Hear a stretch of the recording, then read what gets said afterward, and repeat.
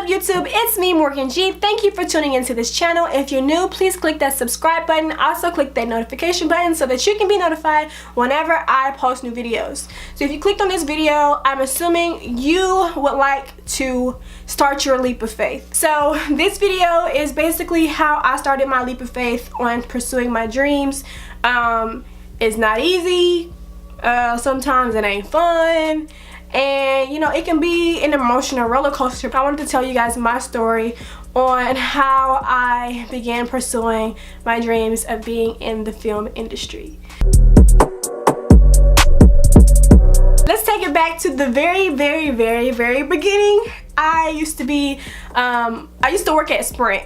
So shouts out to Sprint because I still got a phone bill I need to pay. I was an assistant manager while being a full-time student at Georgia State University.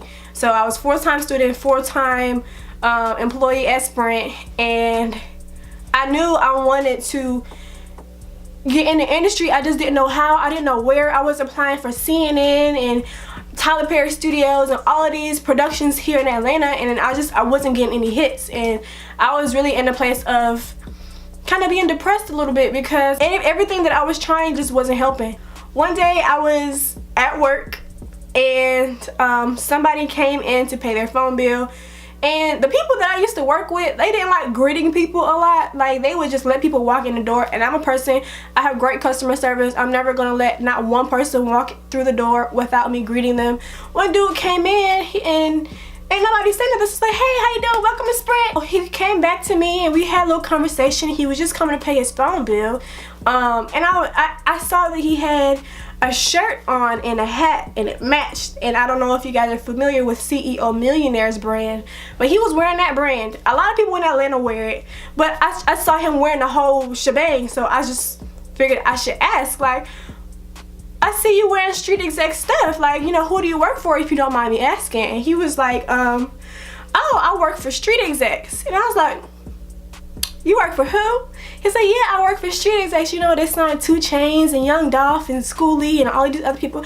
I was like, oh, okay. I was like, that's cool. How do you like it? How long have you been in the business? And he was telling me, like, I was just trying to like start, like, you know, have conversation and whatever like that. He ended up having to stay longer because his phone was messing up. So I was like, cool, like that gives me the opportunity to kind of plug myself in so he can get to know me a little better. I was telling him I'm in school for studying film and media, and I've been looking for an internship and I can't find anything. And I just went out and asked, and I was like, do y'all need any help? Like, do y'all need any production assistance? Because at the time I was really looking to be a PA, a production assistant, which is you're the do boy. Like, you get the coffee, you do everything. And I just needed somewhere to get my foot in the door, and I was hungry, and I was just like, look, do y'all need any help? He was like, actually, my director over at Street Execs, he been needing a lot of help. He doing a lot of stuff on his own. We actually got to shoot tomorrow. Here's his number. Get, like, you know, call him or whatever. I was like, okay, thank you. So while I got his phone set up, and I went to the back in the break room, and I called, and I didn't get an answer.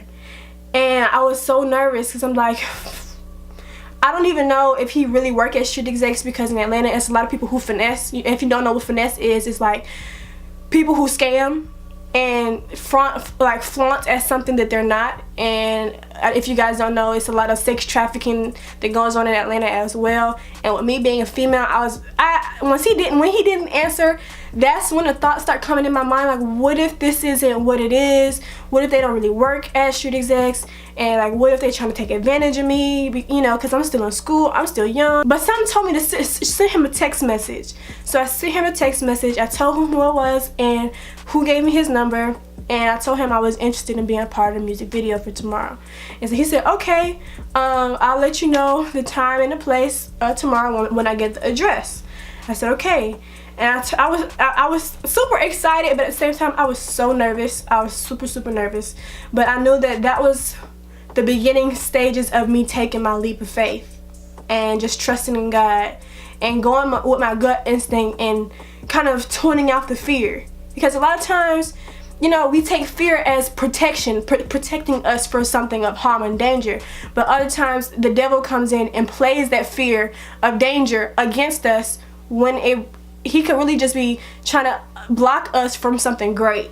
So I told my manager, I was like, look, I'm sick tomorrow because I have a really big opportunity to be on set. Like, everybody who I worked with knew my passion for film. That's all I talked about and stuff like that. Everybody knew that I'm gonna be like a famous director one day. So so he was like, all right, cool. He was cool with it, and I'm so blessed for Nikola Yankovic. Shouts out to you. I am so blessed to have you as my manager, who was down for the count and down for me missing a day of work to go and chase my dream. Like, you don't find a lot of managers that are willing to work with you and encourage you to chase your dreams, and I just thank you so much. I'm getting emotional. Thank you so much for that, because you don't know that the door that opened for me. Yeah, the next morning, they told me the shoot was gonna be about like 1 o'clock in the afternoon, and I didn't get anything. Like, it's probably like at 10 o'clock now. So I'm texting, I'm reaching out like, hey, you know, I haven't received an email yet or an address, like, what's going on? And I was getting nervous, like, what if they don't hit me up? Like, what if it is a scam? Like, what if this, what if that? And at 12 o'clock, I got a response with an address. And I was like, the fear went away. Like, for whatever reason, I knew that this was really, it was really something. It wasn't no fraud, it wasn't a scam. It was just something internally that was just so exciting. And so I was already dressed. I wore my all black, because I already know if you on set, you gotta wear your all black. I had on my sneakers, like, you know, I tried to look a little cute. But I didn't know who the artist was. I just knew I was going to be on a set, and I was super excited. And I got there, and I met with the guy whose phone I was fixing at Sprint, and he introduced me to the director. Then he also introduced me to the producer and the executive producers on set. And we were on set for like a good 6 hours. The set, I'm gonna tell you, the set was 12 hours long. It was 12 hours long, so I didn't get home.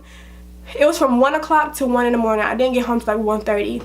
But it was like 6 hours, and we were just filming like B-roll footage, and the artist wasn't here. I didn't want to ask like, who's the artist, because, you know, like, I wanted to seem very professional and not care about who the artist was. But I was inside, I was very anxious about who the artist was that I was going to be on set with. And at the very last location, the artist came in, and I was just like, yo, like, I was just so ecstatic. I was so happy to just be in the same room with somebody who's, number one, a multi-millionaire, because I'd never been in a room with millionaires before. And so it was just a really cool experience for me to be my very first music video set. The very first opportunity where I took my leap of faith was a 2 Chainz music video called 100 Joints. If you guys have not seen that video, it's on YouTube. I might put the link down at the bottom, because I wasn't even expecting to, number one, be in the video, because some of their talent didn't show up, so I had to play a Muslim in the video, which is super cool. When my mom saw it on TV, she cried. But that was me taking my very first leap of faith and trusting in my gut and praying and trusting in the Lord to take care of me and to shield me from all hurt, harm, or danger, and to just pursue my dreams. And from then, it's 3.5 years later, I'm still, like, very much so very engaged and very involved with street execs and their movements and their campaigns. And that's just the story of me taking my very first leap of faith with being in the film industry. And from doing that, it has opened so many other doors. I've connected with so many other cool individuals who are in the same field as me that have taught me so much. I'm learning so much from them. They're learning so much from me. And, you know, I would just say thank you to everybody who's influenced me to, you know, continue to pursue film in any way, shape, or fashion. I truly thank you guys. I'm thank you to all of my supporters who encourage me to keep going and not be discouraged, and just, you know, giving me the extra push that sometimes I don't have in myself. And, you know, I just thank everybody, because, like, there's no other feeling. And I say this all the time, like, when I tell the story to people, there is no way in the world I could have done that by myself. There's no way I would have found somebody in street execs and told them I want to work for them, and they would have gave me a job. Like, that was God aligning things. And that's when I say in my previous videos, if you haven't watched my other videos, the links that are down below. It's very important to speak it into existence. The power of tongue is very powerful. So saying that I am a producer, I am a director, I am in film production, I am pursuing film, you know, continuously hearing that and believing it, it starts to manifest And so when I say trust and believe in God, because he is the master of all things, and he will definitely grant you the desires of your heart. Like, I don't say that lightly. This man is powerful, and I'm just amazed at how much he loved me to put stuff in place right in front of me, because that's what I desired in my heart. You love me that much to really get that to me? Like, that was just, yeah. But that's my story on how I took my first leap of faith of being in the entertainment industry. I hope that this inspired you guys to chase your dreams of whatever it is, whether you want to be an accountant, whether you want to be a photographer, a model, whatever it is. Like, continue to believe in yourself, continue to practice your faith, even when you feel like you're stuck, like there's nowhere for you to go. Continue to have affirmation and confirm it and say it every day, because I promise you it will manifest into your life. And you just have to have faith. Taking your first leap of faith and ignoring the fear will allow you to conquer so many things.